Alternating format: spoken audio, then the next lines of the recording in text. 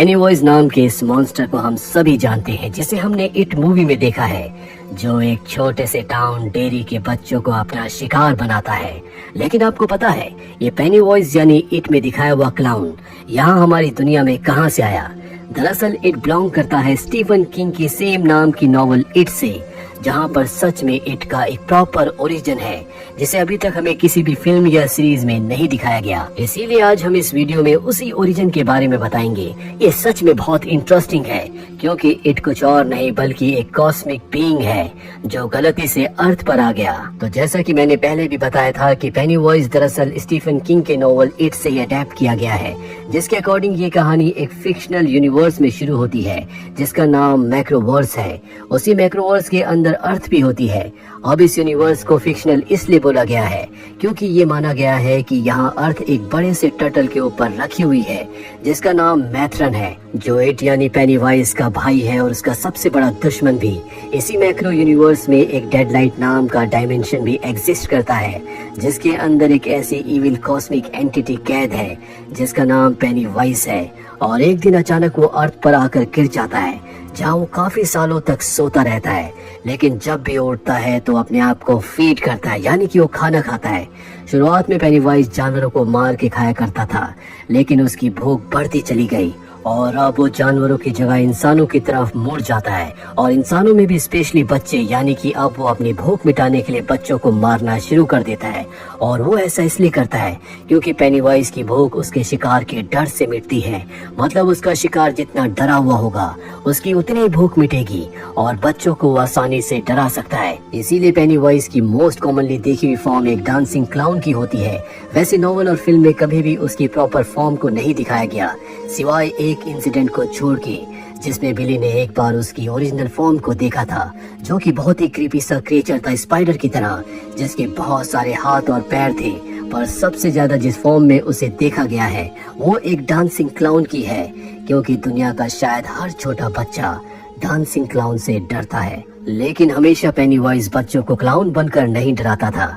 दरअसल शुरुआत में पेनीवाइज बच्चों को स्पाइडर बनकर डराता था, लेकिन जब डेरी टाउन में एक सर्कस के दौरान पेनीवाइज ने क्लाउन को देखा तो वो समझ गया कि शायद क्लाउन एक ऐसी फॉर्म है जिससे बच्चे सबसे ज्यादा डरते हैं। जिसके बाद वो क्लाउन बन के बच्चों का शिकार करने लगा। पेनीवाइज हर 27 साल के बाद जागता है और बच्चों को अपना शिकार बनाता है।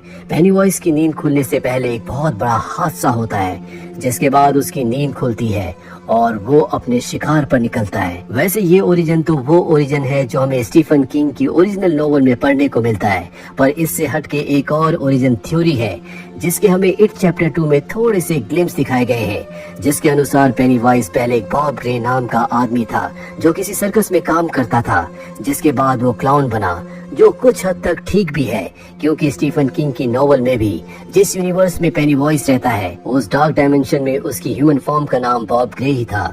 अच्छा, ये चीज तो क्लियर हो गई। लेकिन अभी इस कहानी में मैंने ऊपर ये मेंशन किया था कि डेडलाइट नाम के डायमेंशन में एक इविल एंटिटी कैद थी, जो पेनीवाइज था। लेकिन यहाँ पर भी इसका ओरिजिन अभी तक क्लियर नहीं हुआ कि आखिर पेनीवाइज उस डेडलाइट डायमेंशन में आया तो आया कहाँ से। वेल, इसके लिए हमें बिलियंस ऑफ ईयर्स पीछे जाना होगा, जब ये यूनिवर्स क्रिएट हुआ था। इसको क्रिएट किया था गैन नाम के गॉड लाइक एंटिटी ने, जो कि गार्डियन था डार्क टावर का। उसी ने मैथरन और पेनीवाइज को भी बनाया था। वेल, ये एक फिक्शनल यूनिवर्स है, इसीलिए इसका क्रिएटर भी काफी अलग है। अच्छा, इसके बाद अगर बात इसकी पावर्स और एबिलिटीज की करें तो ये हम जानते हैं कि पेनीवाइज एक कॉस्मिक एंटिटी है, जिसकी सबसे बड़ी पावर है शेप शिफ्टिंग। मतलब पेनीवाइज किसी का भी रूप ले सकता है, फिर चाहे वो इंसान हो या फिर कोई ऑब्जेक्ट। यहाँ तक कि नॉवल में पेनीवाइज ड्रैकुला, वेयरवुल्फ और फ्रैंकेनस्टीन तक का रूप ले चुका है अपना शिकार करने के लिए। पर ऐसा हमें सिनेमैटिक वर्ल्ड में कभी देखने को नहीं मिलता। अगर हम बात करें उसकी दूसरी सबसे इम्पोर्टेंट पावर की, तो वो है माइंड मैनिपुलेशन की पावर, जिससे पेनीवाइज अपने शिकार को आसानी से अपने शिकंजे में फंसा लेता है।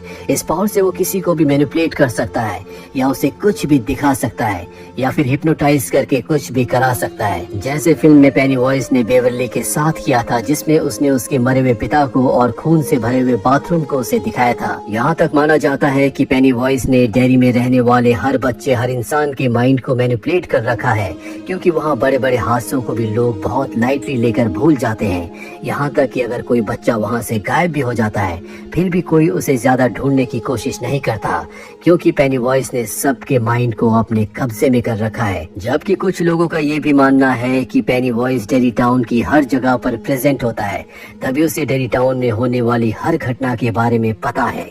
पेनीवॉइस एक बहुत ही पावरफुल क्रीचर है जिसे शायद हराना मुश्किल ही नहीं बल्कि नामुमकिन है।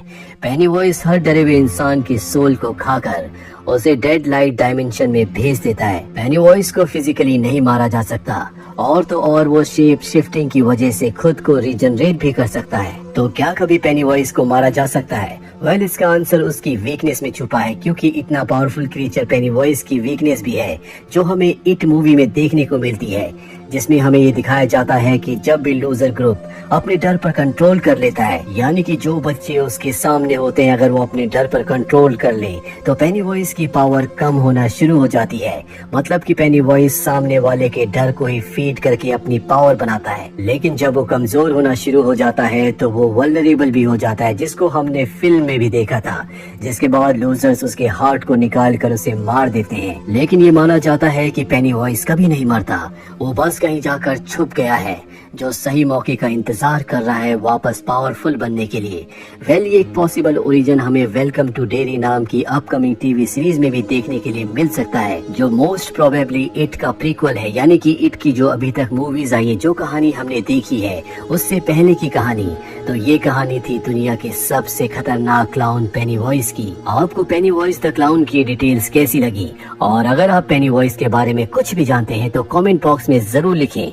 उम्मीद करते हैं कि ये वीडियो आपको पसंद आया होगा।